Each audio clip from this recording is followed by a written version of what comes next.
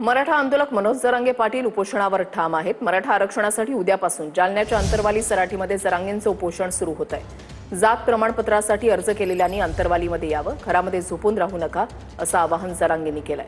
मुख्यमंत्र्यांच्या वर्षा निवासस्थानी आता आंदोलन करणार असा इशारा जरांगेंनी दिलाय। सरकारनं लेकी बाळींचं वाटोळ करू नये असं मनोज जरांगेंनी म्हटलंय। ज्यांनी ज्यांनी अर्ज केलेत हैदराबाद गॅझेटनुसार त्यांनी आजपासून अंतरवलीत यायला सुरुवात करा।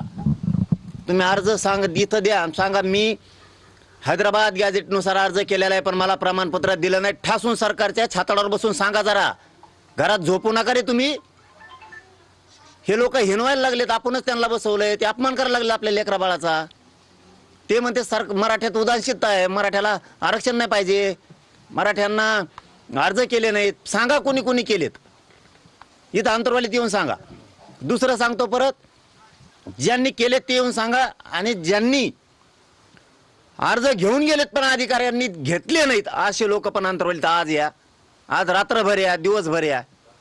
उगाच झोपू नका, दातड काढत घरी बसू नका। सरकारचं शिष्टमंडळ भेट देऊन गेल्यानंतर आतापर्यंत तुम्हाला काही संपर्क करण्याचा प्रयत्न झाला का किंवा काही फोन आला होता का? फोन आले सगळ्याला। मी म्हणलं तुम्हाला अंमलबजावणी सगळ्या मागणी देऊ असले देण्यात येऊ नका इकडे। बघतो आम्ही आमच्या मराठी काय निर्णय घ्यायचा उद्या। आम्हाला काय निर्णय घ्यायचा ते आम्ही घेतो।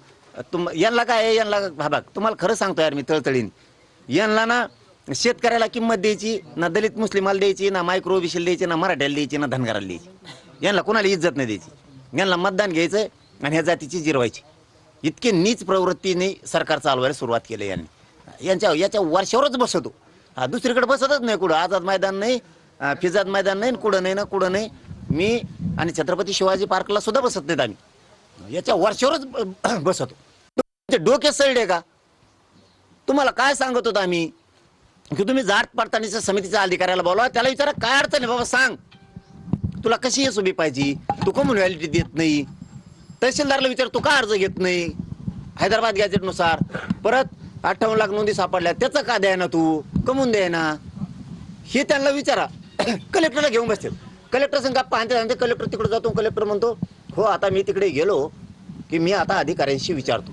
तोपर्यंत अधिकारी याला भेटत नाही, तोपर्यंत अधिकारी राखी बांधायला गेला, नाही तर तरी